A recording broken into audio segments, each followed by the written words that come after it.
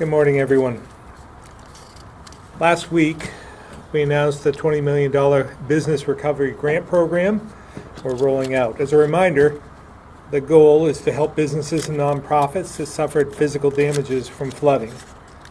The full guidance can now be found on the ACCD website, accd.vermont.gov.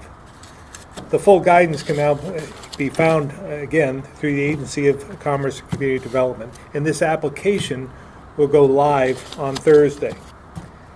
There will also be an informational webinar hosted by ACCD tomorrow, and you can register for that at accd.vermont.gov. Again, we know this won't be near enough to fill all the need out there, but I believe it's important for the state to step up, do what we can to help businesses reopen, and keep Vermonters working. Next, over the next 2 weeks, as we transition to recovery, we need to continue helping Vermonters get rid of debris. Commissioner Morrison and Secretary Moore will have more on that in a few minutes. This weekend, we're also working with Serve Vermont on efforts to help rural areas of the state with debris. If you're available, we could sure use your help, so you can sign up at vermont.gov/volunteer. Lastly, we know charitable donations for flood victims already plays an important role in helping people and small businesses recover. And I also know there's been a lot of interest in bringing back the Vermont Strong plates, so I'm happy to show you the new versions, which will go on sale in the coming weeks. Anything raised will support those impacted by flooding. Now, we decided to keep the design similar to the one used after Irene with a few minor tweaks. First, we want to make sure it was clear we are all in this together. Time and time again, Vermonters have shown their willingness to step up to help their neighbors and unite for a common cause. That's why I thought it was important to change I am Vermont Strong to We are Vermont Strong. And as I traveled the state over the last few weeks, it's clear Vermonters are showing that strength. But through the resilience so many have shown, from Irene to the pandemic to this year's never-ending rainstorms, it's clear we're more than just Vermont Strong. We're tough, too. So we have a second option people can choose because the folks from Darn Tough reached out and want to help. I'll show you these first.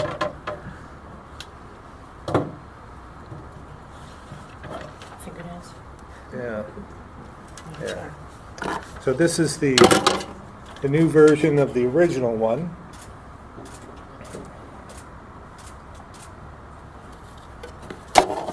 And this is the one with the addition of Tough 2.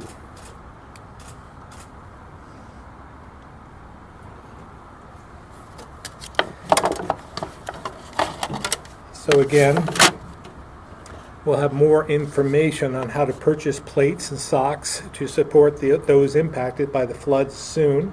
But for now, because of the interest, we at least want to show you the new design. So with that, I'll turn it over to Commissioner Morrison. Thank you, Governor. Good morning. I will start my remarks this morning by stating what the media has already reported. We have had our second flood-related death confirmed. 67-year-old Robert Kirker of New York State drowned in the swollen waters of Stony Brook near Stockbridge while hiking the Appalachian Trail. Our condolences go out to all of Mr. Kirker's family and friends. I'd like to take a minute to talk about 211, specifically about Addison County. If you experienced any damage to your home, property, place of business, or farm, or anything related to the flooding and ongoing rains in July, please report it to vermont211.org or by calling 211. Even if you fixed the damage yourself or brushed it off as a nuisance, please report it. Your report will help the state get an accurate accounting of the scope of damage. As of last night, 211 has received 4,694 reports of damage to residences and 865 businesses. Speaking of debris, as the governor mentioned that I would provide a little more info on that, as of yesterday, nearly 3,000 tons of debris had been removed under the state contract. This is on top of all the debris removal coordinated at the local level. We are making significant headway, but we know there's more debris to be picked up and disposed of. There will be a large push to get debris to the curb this weekend, and it will be fueled by volunteers. More information on this volunteer surge should be available from voluntary organizations active in disaster, or VOAD, later today. Another update relative to volunteers. Within the next couple of days, we expect to add the ability to register teams of volunteers on our site. From businesses, nonprofits, sports teams, clubs, neighborhoods, and others. And we will also continue to collect the names of individual volunteers. Please check vermont.gov/volunteer for that option in the coming days. This will provide more options for matching volunteers to open requests for assistance. And with that, I will turn things over to Federal Coordinating Officer Roy. Thank you, Commissioner. Good morning. The Major Disaster Declaration for Vermont Storms authorizes funding for 9 counties for individual assistance and 11 counties for public assistance and hazard mitigation statewide. So what does that mean? For public assistance, FEMA can reimburse state and local governments for eligible work that they have already completed, as well as provide funding for permanent work that needs to be completed. We are currently working with the state as we assist towns, cities, and private nonprofits with their applications for public assistance. For individual assistance, FEMA provides several types of financial and direct assistance to eligible individuals and families. To be clear, FEMA assistance is not meant to bring residents back to their pre-disaster condition. It is designed to meet their immediate needs after a disaster. FEMA can provide rental assistance if residents have been displaced from their homes, as well as funding to make their homes safe, sanitary, and functional. FEMA can also provide assistance to underinsured or uninsured residents with disaster-related expenses such as personal property losses. As of today, we've approved over $8 million in assistance to Vermont residents impacted by these storms. If you have not yet registered, please do so by going to disasterassistance.gov or calling us at 1-800-621-3362 or visiting us at one of our disaster recovery centers. We have 5 centers open today: at the Armory in Waterbury, at the Flood Brook School in Londonderry, at Twinfield Union High School in Plainfield, at the Barry Auditorium, and at the Asa Bloomer Building in Rutland. And 2 more centers will open this week. One at the Barton Memorial Building on 17 Village Square in Barton, and one at the Springfield Health Center at 100 River Street in Springfield. If you've applied for assistance from FEMA and your circumstances have changed, please contact us as you may be eligible for additional assistance. If you have applied for assistance and have questions about your application, please call us or visit us at one of those disaster recovery centers.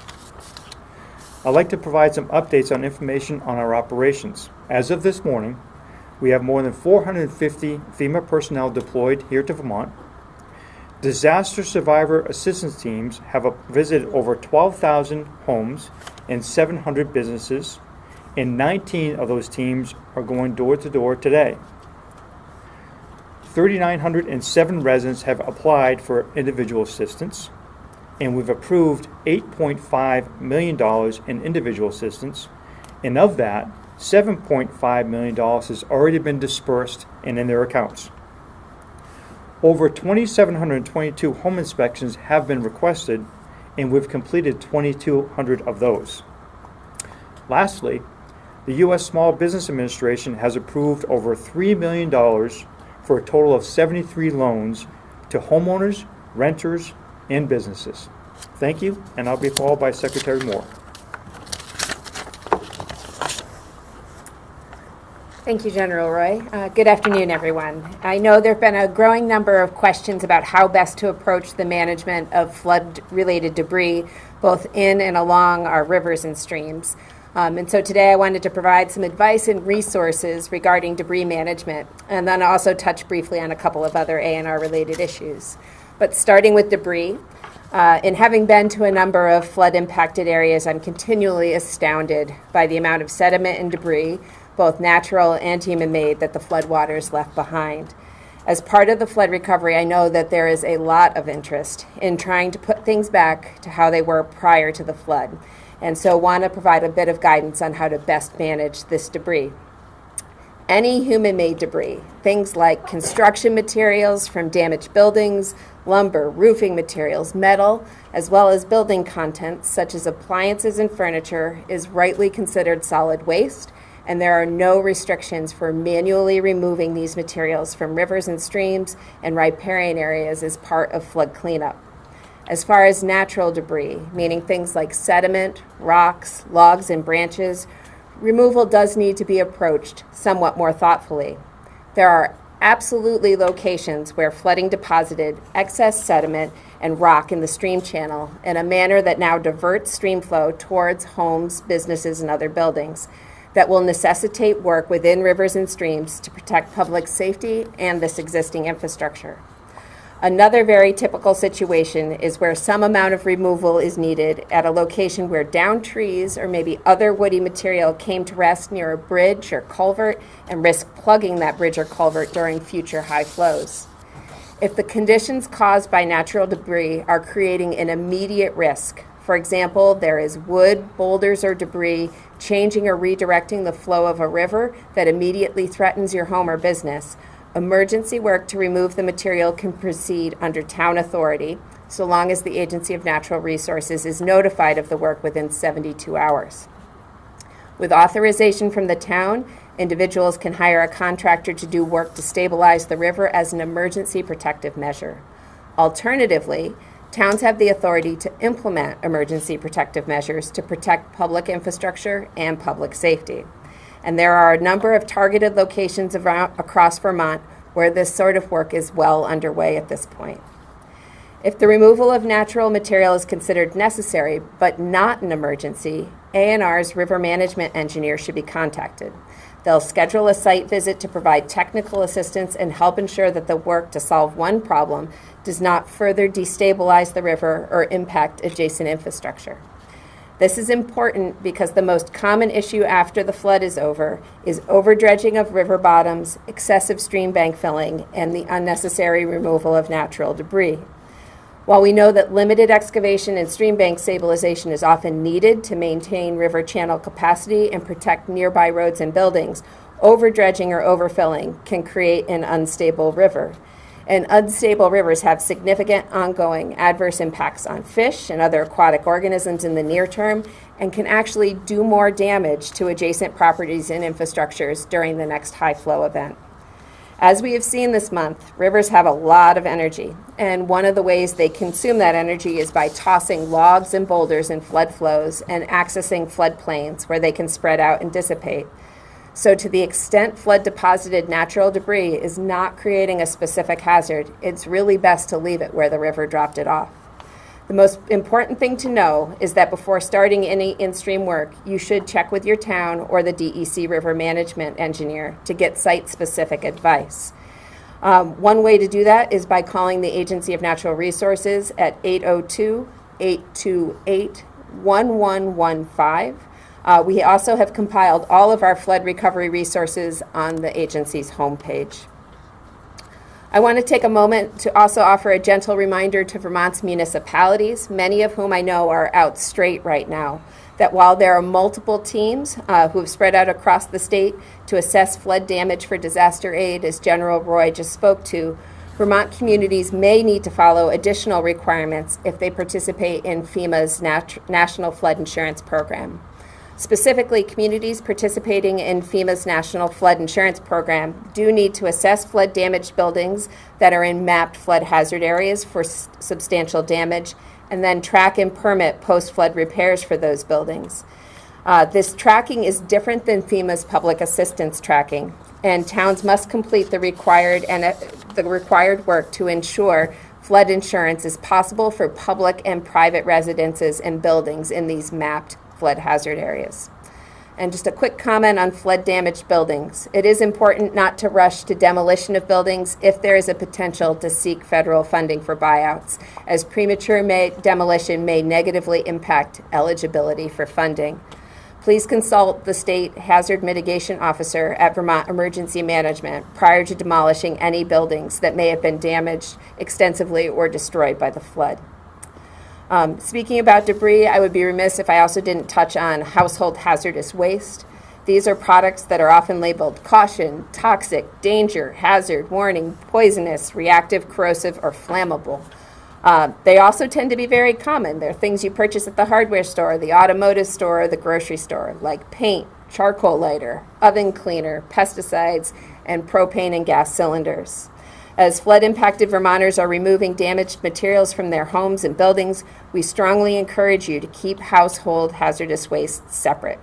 Currently, residents can bring their flood-related hazardous materials to the State Hazardous Materials Collection Site, which is located at the former Middlesex Police Barracks, which is at 1078 U.S. Route 2 in Middlesex.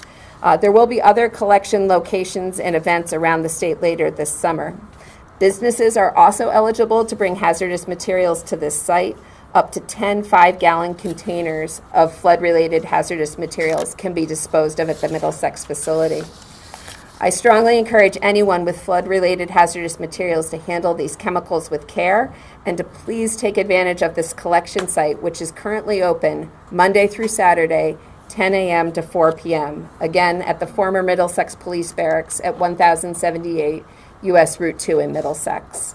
If you have specific questions about dealing with hazardous materials impacted by the flood, you can also call 802-828-1138 for assistance. And a final piece of flood-related advice from ANR and our partners at the Department of Health. If floodwaters happen to reach your private well or spring, you should have your well tested as soon as possible to ensure it is safe. The Vermont Department of Health Laboratory is giving free drinking water test kits to people with private wells and springs that were affected by flooding.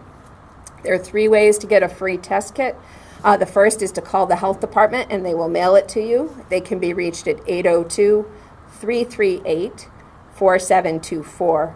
Kits are also available at your local health office as well as the Flood Resource Center, or MARCs, that are listed online. To date, almost 3,000 kits have gone out, but only about 10% of those have been returned. Please make sure you return your test kits to your local health office. This is really important because of those roughly 300 test kits that have come back. Close to half have tested positive for types of bacteria that can cause stomach upset and gastrointestinal illness. There are 2 bottles in each one of these test kits, so be sure to fill both. And there are some video resources available online on the health department website that walk you through exactly how to take these water samples. Again, for anyone who may have questions or need additional help, all of these resources are compiled and available on the Agency of Natural Resources Flood Recovery page, which is anr.vermont.gov/flood. And with that, I will turn it over to Commissioner Hanford. Thank you. I wanted to share some information about mobile home parks, otherwise known as manufactured home communities, as some of them have had significant impacts from the flooding, and individual homeowners and park owners have specific recovery challenges and many questions. Over the last few weeks, we at DHCD and Division of Fire Safety, along with municipalities, have been communicating this information with mobile home park owners directly and executing on a process I'm about to describe. We want to make sure this message is reaching everyone who may be impacted. So we'll share this information with you today and hope you'll spread the word. If your manufactured or mobile home was impacted by July flooding, make sure you take the following steps to report your damages. Register with 211. The state is collecting this information about damages to residences and businesses, and we need all residents of Vermont that had any damage to report it. These forms are used to show FEMA that we have damage in counties, especially counties that maybe haven't been declared yet. If we don't know about the damage to your mobile home or mobile home park, we can't get you the help you need. Next, register with FEMA. Ask for an inspection of your damaged home and apply for the individual assistance available. If your mobile home received substantial damage and is not habitable, ask for a certification of condemnation from your municipality. A law enacted from lessons learned after Tropical Storm Irene makes this process to condemn a flood-damaged mobile home quicker and more streamlined. Upon the declaration of the governor of a disaster or emergency, a municipal building inspector, municipal health officer, a fire marshal, or a zoning administrator can complete this process, and municipalities can reach out to the Division of Fire Safety for help, which they've done, and they've helped in Berlin at both mobile home parks. Why is this so important? If your mobile home received significant damage beyond a reasonable cost to repair, a certificate of condemnation will increase the likelihood you receive the maximum eligible award from FEMA. I understand that highlighting a process that more efficiently confirms your home is a total loss is hardly something to celebrate. But we want folks to get as much assistance and as quickly as possible. Also, file a claim with your insurance company. If you have homeowners or renter insurance, you should file a claim as soon as possible. By law, FEMA cannot duplicate the benefit and losses covered by your insurance. If you are uninsured or underinsured, you may be eligible for the federal assistance FEMA provides. The other issue is be patient. Don't remove your home too quickly. The state is recommending that individuals wait to remove their condemned homes from their sites until your FEMA application has been approved and your award you believe is accurate. Removing a home before FEMA's award process is complete could void your FEMA award. So we want folks to be very careful. We understand that there is a desire and need to remove these homes. The governor has also instructed DHCD to explore all options, including working with housing partners, flood relief charitable funds, construction companies, waste haulers, and FEMA to develop a process that removes and disposes of mobile homes that were condemned, much like the governor organized after Irene when he was lieutenant governor. Our goal here is to make this low or no cost to homeowners who lost everything. We want them to use their FEMA award to help secure new housing and not pay thousands of dollars to remove their destroyed home. More information, more help is available at vermont.gov/flood, the Department of Housing and Community Development website, and partners that work in mobile home communities such as the mobile home program at the Champlain Office of Economic Opportunity. Happy to answer any further questions. Thank you, Commissioner. We'll now open up to questions. Governor, now that you have dug out from under the backlog of 211 calls, as Commissioner Morrison mentioned last week, you're out from under that backlog. What are your thoughts about how well Vermont 211 performed? There's been some criticism leveled against it at the legislature as they start to look into how things went. Well, it was admittedly overwhelmed in the beginning. I think back about how the UI situation during the pandemic was overwhelmed, and we found the same situation here. We rectified that in the midst of this, and we learned from it. So we're better at the end than the beginning or during the initial crisis, but it'll be another lesson learned. The website for Vermont 211 indicates that it works closely with the state to make sure that it is capable of handling to respond to sustained spikes in call volume during disasters, and by all accounts that didn't happen. So have you had a chance to sort of understand why it was that the 211 was not able to expand from the handful of people working there to what it needed to do to respond to a disaster like this? From our standpoint, we weren't given that information from 211 on the ground. So we rectified that as soon as we understood what the problem was, that they were being overwhelmed. Then we rectified the situation. Gotcha. some lawmakers are saying that it seems as though maybe the Vermont 211 was underfunded in this year's budget. They had cutbacks just a few days before the storm hit. They needed to cut their staff.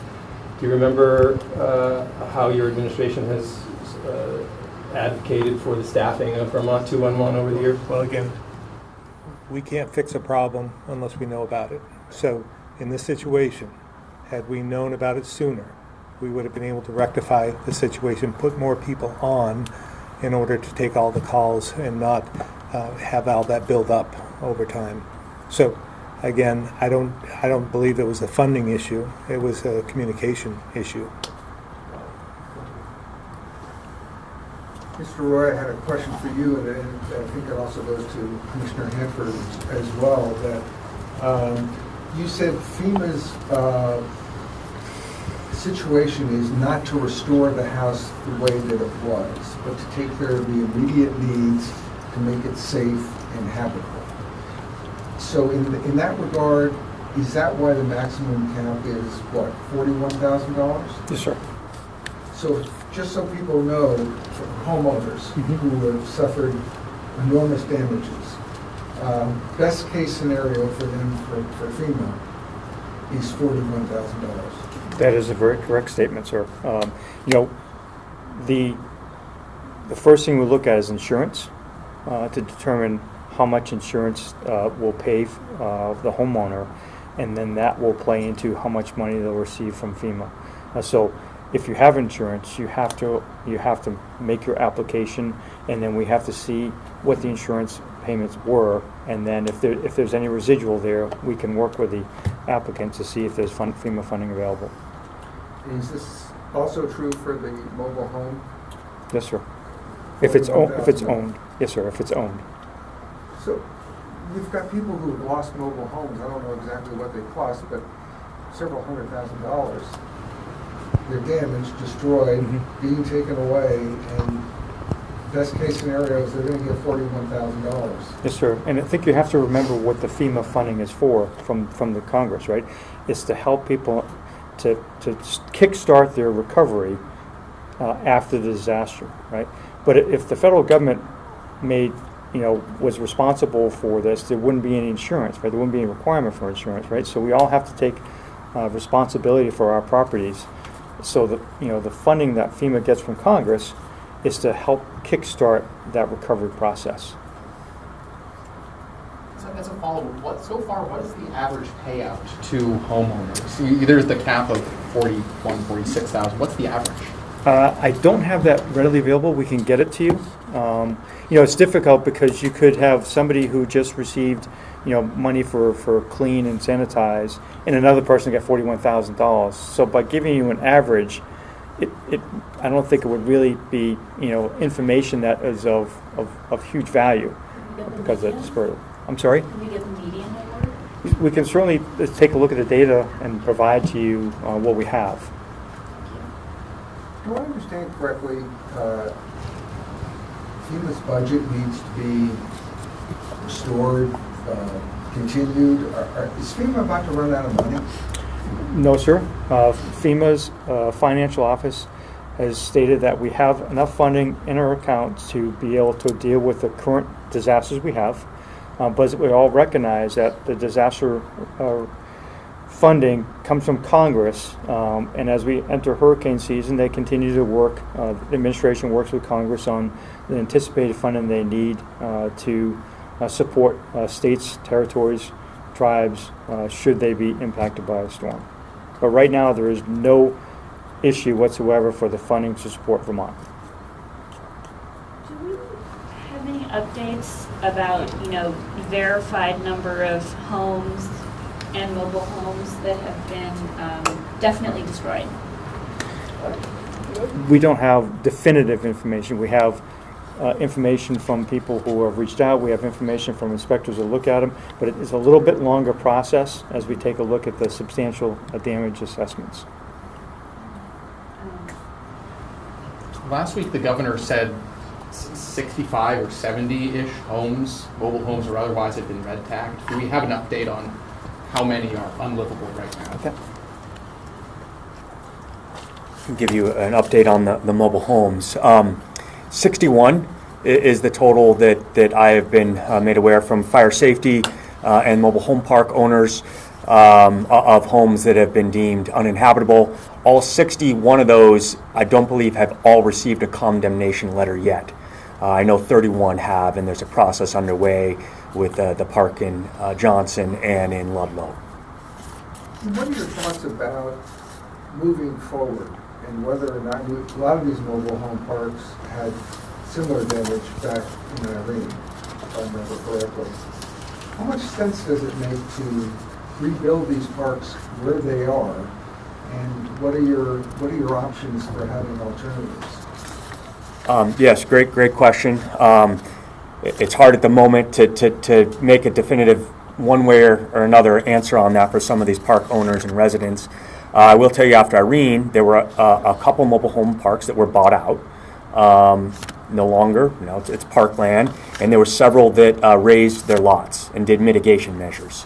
And some of those parks that had flood mitigation measures put in place did not receive the type of flooding and extensive damage that these 4 parks did. There's primarily 4 parks, 2 in Berlin, 1 in Ludlow, and 1 in Johnson, that received the most damage. So it'll be a process for the owners to determine what they would like to do, how they'd like to proceed. It's not something that I'm aware that the state will force upon them one way or another, but certainly looking at what options exist from FEMA down the road for buyout or other federal funds, and then individual mobile home owners choosing to go back to that park or not is obviously a serious consideration they need to make.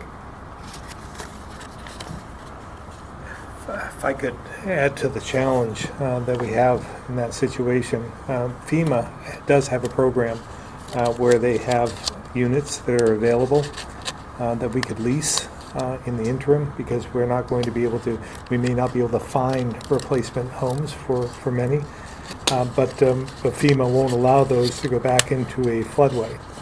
So some of the parks that are available that might have lots available because all of the homes were destroyed would not be viable for this option that we have. So again, we are considering everything at this point in time, and no decisions have been made, but I think in the future we're going to have to really think about where these manufactured home lots are located.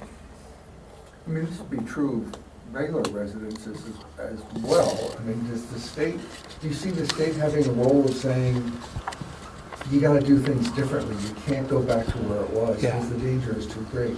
I think we're going to have a balance in some respects. We're going to have to, that's why I keep leaning on our congressional delegation for a supplemental bill, because I think there are going to have to be some buyouts of mobile home park owners, as well as finding suitable lots for those who have been displaced. So again, it's hand in hand, we're all in this together, and we're not going to force anybody to do anything, but we want to assist them in making the right decisions and have the resources available to do that. Curious about damage to on-farm housing, either for Secretary Tebbetts or Lieutenant Governor Zuckerman.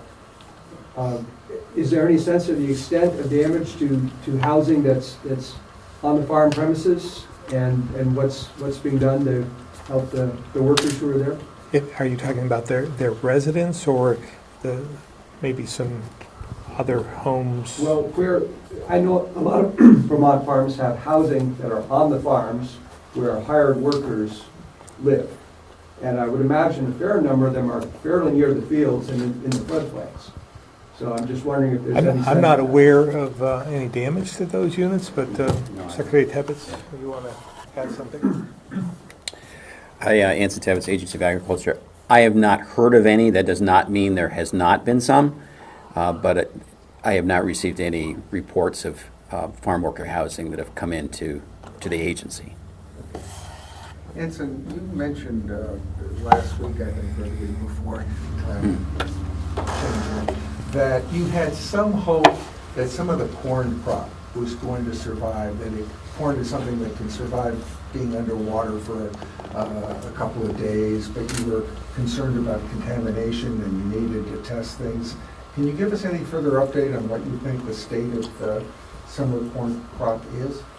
Yeah, we've been talking with farmers, but also U of M Extension, their agronomist team, has been out checking the fields. I think our hope was a lot of it could be saved that was underwater, and maybe it would come back. I think it's gone the other way. I think there's a lot of corn that for livestock feed is not doing as well as we'd hoped it would. So I think a lot of that is damaged. And there's also Secretary Moore talked about debris. There's a lot of debris in a lot of fields as well. And the big risk, a lot of farmers are very concerned about putting their equipment into a cornfield and trying to harvest it or hay because it could severely damage the equipment. So I think there's going to be a lot of issues related to the corn making it through. Some will, but I think a lot of it is probably not going to make it that was underwater. Governor, when we look at rebuilding, yesterday the E-Board approved up to $10 million in funding with Efficiency Vermont grants.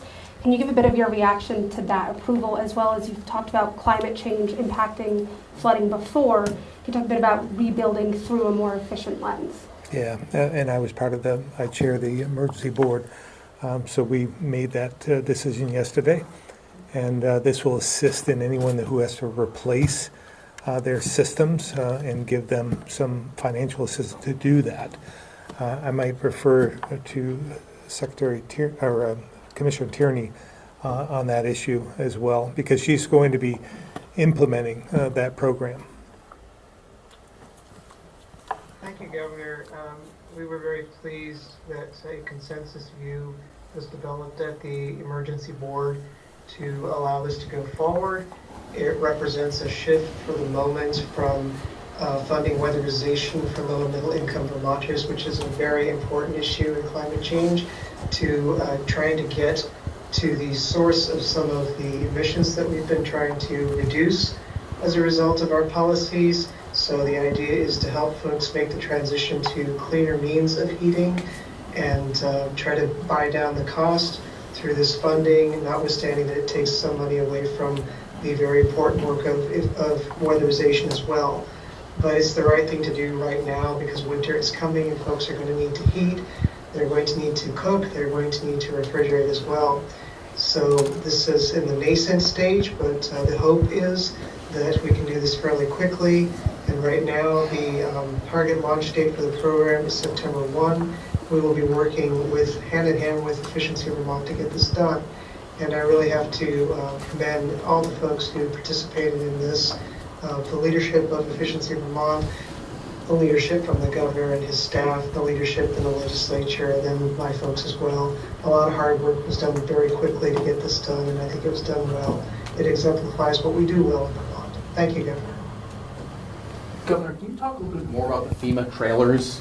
As you mentioned, we can't place them in the floodplains. Does the state have any other plans to place them in any other locations? We're exploring all options there, and that's challenging because if you might have a piece of land, but then you need all the utilities. You need the water and the sewer and the storm and electrical and so forth, and so it's not, and then the road infrastructure as well. So it's not as easy as just finding a piece of land to put these into, even on a temporary basis. So, but we're exploring all the options we have. There are a number of lots that have been identified that are open. Unfortunately, they're not all in the central Vermont region where we need them, many in Bennington and so forth. So again, we're looking at all the lots open to us here in the region first, and then looking for other opportunities as well. And does the state order those trailers, and how many would you potentially get? Again, I just received the information on that with Will on this initiative, and I don't have all the details at this point. He could probably answer questions about the viability or how long it takes to get, but Will? Yes, sir. Thank you. As the governor said, it's not as easy as just bring them in and plop them down, right? You have to be able to connect for electricity, you have to have septic, you have to have running water. So finding a suitable location to do that. And it's the question is how many. I think that's the challenge we're looking at right now across the board is how many people who have been displaced are actually going to require this capability to help them while their permanent residence is restored. And so it's a mixed bag. We do have a number of options on the table to assist. For instance, we can do direct versus a mobile home. We can do direct lease. If there's capability in the area that we can actually direct lease properties, so people can live there while they restore their homes for up to 18 months. If it makes sense for a mobile home unit to be placed by their home and it's not in a floodplain, that is an option that's on the table again. We have contracts in place that will be able to put in the utilities for it. So it's but it's not fast, and that's the problem, right? Because there's, it's getting the local jurisdiction's approval for it, and then, ensuring the site is viable for placing it. So it's rather complicated, but obviously it's something we do all over the U.S. when there's a need. What we do find is that because of the time that it takes, and it takes a while, many of the people who thought that was going to be a solution for them, by the time it's ready to go, have found another solution, a solution that works better for them. On a different topic, I can escape. Oh, was it? Do you apologize? Not for you, The state apparently suspended Medicaid cutoffs in July following the flood. Is that going to be extended through August? Secretary Samuelson, are you on the line? I am on the line. I'll have to get back to you on that one. Okay. About the date, what I'll get back to you specifically is the date that will be extended through. Okay, so it will be extended, but waiting for the date. I assume so, but Okay. Another couple quick follow-ups.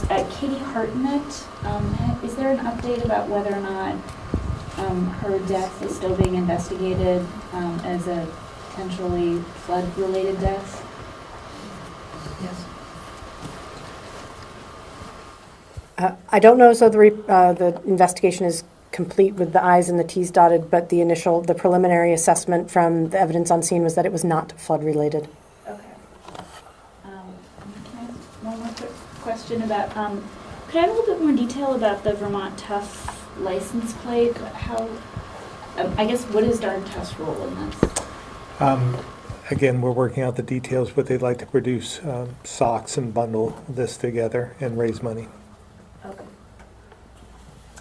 Going back to displacements, especially for families, school is right around the corner. Is there any concern about kids being able to be physically in the classroom if they're not able to stay in their homes? Yeah, we are doing our very best to make sure that they're not displaced, that they're able to go back to the school where they went previously. But that is a concern of ours, and we're working on that as we speak. Are there any plans for online learning like we saw in the pandemic? None that I'm aware of. We found during the pandemic that didn't get us the outcomes we'd hoped, and actually put people and kids, students behind. So we're going to make every effort to make sure they're back in the classroom. Any idea how many kids have been affected? I don't know. I don't know if there's any kids. I want to be clear about that. We are assessing that as we speak. You know, it's hard to believe, 3 weeks. It feels like 3 years since this flood. That is true. You had your initial administrative reaction to it, helping people, getting people safe, starting the recovery process.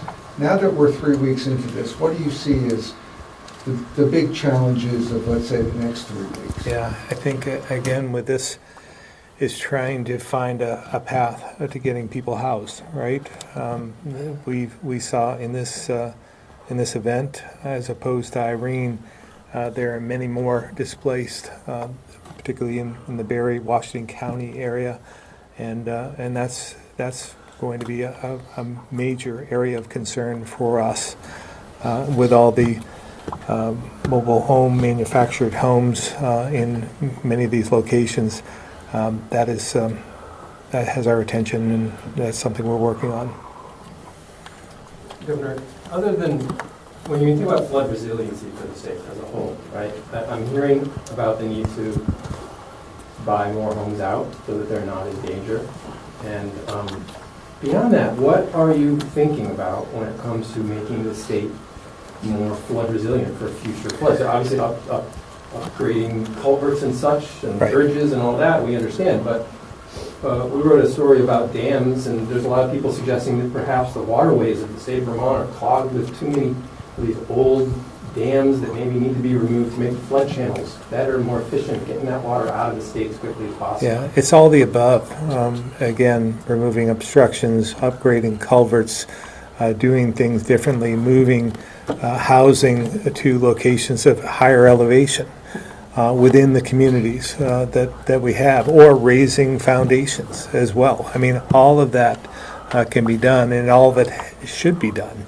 I think that's But there's not one single valid, answer. but when you look at the aerial pictures of Barry and Montpelier, I mean, that's only going to go so far. The entire capital underwater during this flood. So what's the thinking about how to make a city like Montpelier more resilient to a flood that's got 3 feet of water in its downtown? You know, Yeah. raise the businesses to the second floor. Well, not every event would cause the damage that we saw. It depends on where the blockage happens and the intensity of the storm in that area. It just, in this situation, we had so much rain over a period of days, not just a period of hours. So again, we're going to do the very best we can.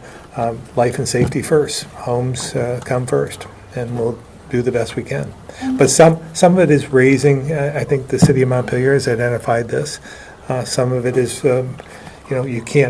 you may not be able to prevent water in certain situations, but you can keep some of the infrastructure out of the water. So you have to raise that up. Some of the mechanical issues, the electrical boxes and furnaces and so forth need to be up to prevent the damage that is associated with the flooding.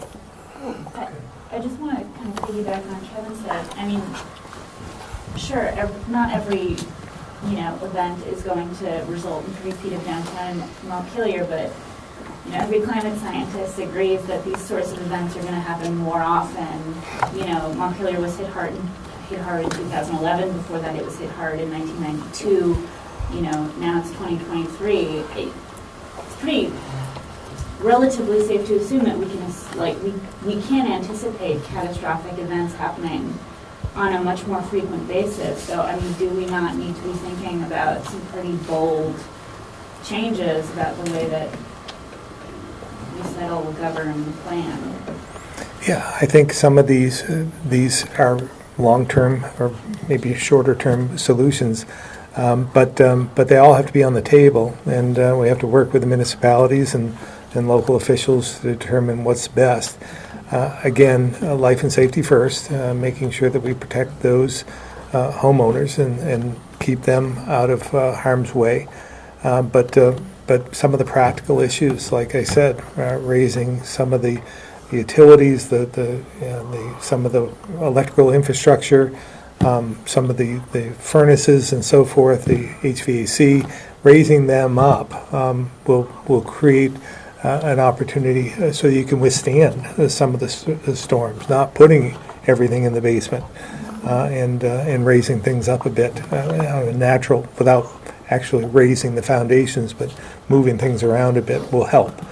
And some of the other upgrading, a lot of the culverts and removing some of the dams and so forth and so on will help. We saw it in Brandon, as I've mentioned in a previous press conference. So they were able to withstand the latest storm. So some of this is proven to work. We just have to keep focusing on that because, as you said, it will happen again. There's no doubt about that. Governor, we saw heard a lot of gas-powered generators on the sidewalks in Montpelier and Barrie. Biden administration is apparently considering or actually has proposed banning the sale of new gas-powered generators. I realize you're probably a little hesitant to say anything critical to the federal government right now, but what do you think of that?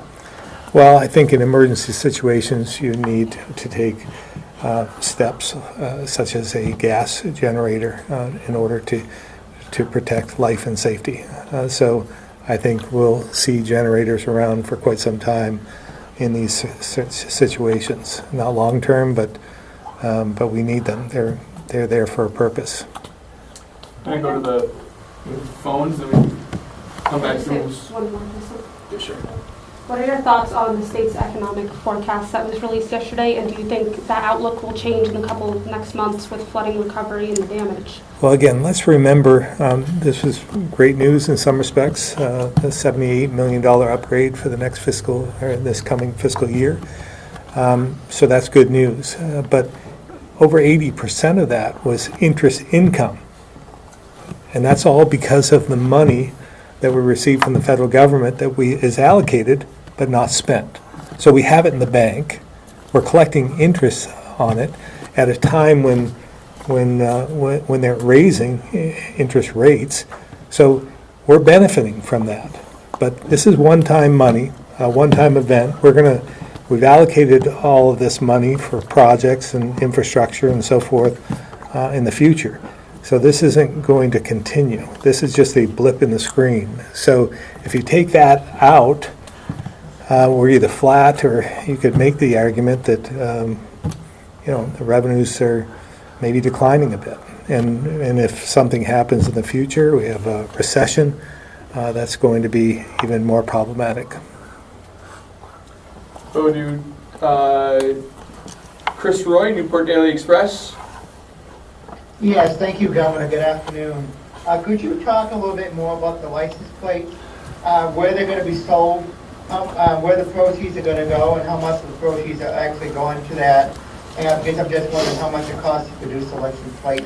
Thank you. Yeah, we'll get back to you in the next couple of weeks on those specifics. We haven't worked out all the details at this point in time, but it'll be somewhat similar to before, and we'll be working to make sure that the vast majority of Vermonters are covered in some respect from whatever this brings about. But I think, again, we'll have more details in the next couple of weeks. Okay, thank you. Tim McQuiston, Vermont Business Magazine. Governor, following up on the economic conference yesterday, some of the revenue is also generated by tax changes on the corporate and as you well know, on transportation. Any reaction to that, and going forward, how are you going to deal with that? Well, on the corporate tax income, good news. That means that businesses are doing well at this point in time. We've worked fairly hard on that, making sure that they're viable, and we're developing new business entities and welcoming people into the state as much as possible. But as you well know, Tim, that can change depending on what happens on the federal level and whether there is a recession or not, so that we can't count on that in perpetuity. But it helps for us to diversify and bring as many businesses in and bring more revenue in as much as we can. So that was the other piece. Like I said, about 80% of the upgrade was, or over 80%, was due to interest income as a result of all the federal money we have sitting in the bank, drawing interest. It's like a savings account in some respects, but knowing that we're going to have to spend it in the future. The other was the corporate tax, and there was an upgrade of a few $1 million over the next couple of years, and that was all attributable to the 20% increase in DMV fees that the legislature imposed. How about the economists were also a little nervy about the prospect of a recession. Do you have the same feeling? Well, I think they're always concerned about a recession. I think that's historic. But again, we don't have a lot of control of that here in this state. I think it could come at any time. I've been concerned about that over the last couple of years, but thus far it hasn't. The federal government has been monitoring that, raising rates in order to slow the economy down just a little bit so that inflation just doesn't take over completely. And so thus far, they've done a fairly good job of monitoring that and keeping us from going into a recession. But that can change very quickly. All right, thank you.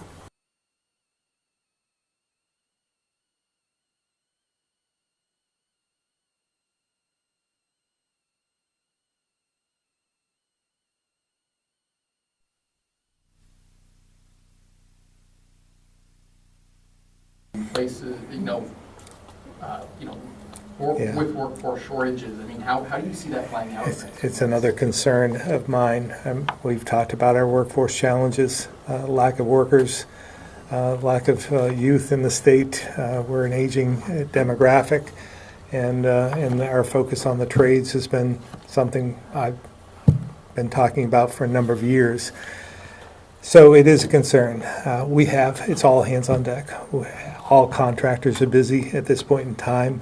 We're doing whatever we can to make sure that we prioritize projects to get the ones that have to be completed done. And it would be the same here. We want to make sure that people get back into homes, that we're building our housing infrastructure, and we don't lose sight of the fact that we have another crisis on our hands, has been identified by many, the legislature included, that this is a housing crisis that we face. So again, we have a number of crises on the table, and we'll manage them to the best we can, best of our ability. But there is an abundant supply of contractors out there, and we have them. I think everyone has them all working at this point in time. Governor, after Irene, you appointed a recovery czar. Thinking of doing the same thing here? Yes, we will have one. How's that process going, and what kind of person are you looking for? It's going well. Are you close to making a decision on that? Yes.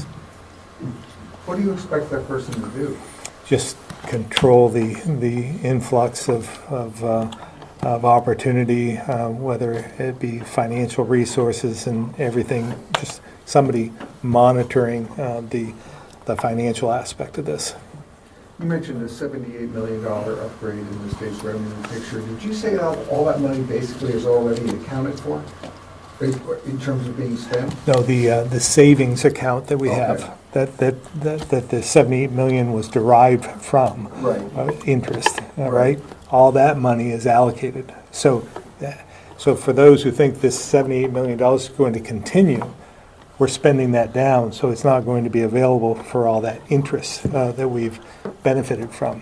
Are you considering asking the legislature to take this $78 million in one-time money and use it for business grants or residential grants? We are going to, I mean, that money is probably well-timed in some respects, but because don't forget, with the FEMA money that we receive, and we're very fortunate to have that for public assistance and so forth, some of it comes with a match. I would say a lot of it comes with a match. So this money is probably already spent just in terms of FEMA match. And when you think about, we just robbed Peter to pay Paul with the $20 million for business grants that we took out of the broadband, but we have to put that back. So there's $20 million right there. So pretty soon, $78 million sounds like a lot until you start getting into all the infrastructure damage we have here and all the business opportunities and homeowner opportunities and everything else that we have on our plate right now. And as you look at all the options that the administration has to provide financial assistance, I'm wondering if it's on the table to say to the legislature, we know you wanted to start this program now, but we need that money for this emergency situation. Is that part of the discussion that's going on? We will continue to determine until we get a full picture of what our challenge is. It's going to be difficult to answer that question, right? We don't know the magnitude of this. There's still a lot of pieces and That's one area that our czar will be on the point on, and determining just exactly what is our exposure, what do we have to do, and prioritize that. Are raising taxes for flood relief on the table? Last resort, as far as I'm concerned. Raising taxes is always a last resort. I think the legislature did enough of that in the last session. Mike Smith, Senior News Czar. There's a lot of Mike Smiths out there.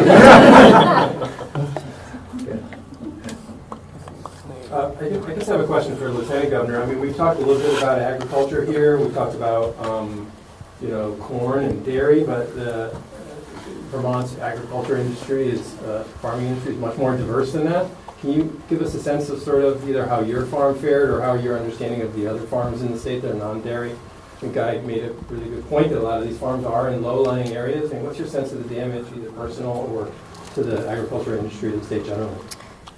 Well, I know a lot of farms have suffered just from the persistent rains. And I learned this last weekend from some congressional staffers that actually those of us that have suffered added diseases or crop losses, not necessarily from floodwater inundation, but just from continuous rains, that we should be reporting that to FSA.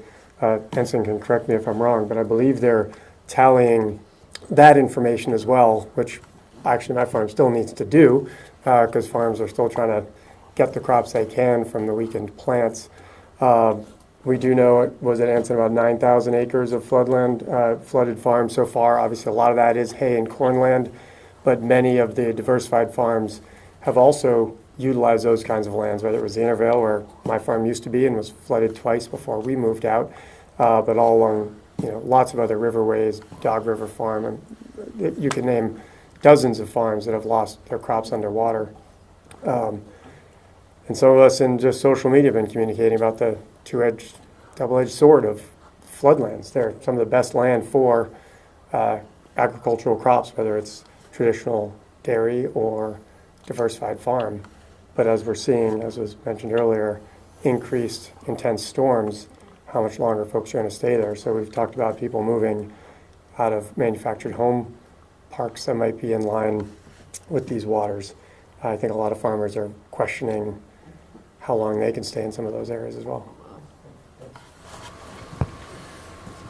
Okay, I have a meeting I'm late for, so thank you all very much for coming in. And again, to remind everyone, we only have a short time left to make sure that Addison County reports any damage to 211 so that we can get that individual assistance. It's going to be so important for them because again, it'll help your neighbor. Thank you all very much. Thank you. Thank you very much.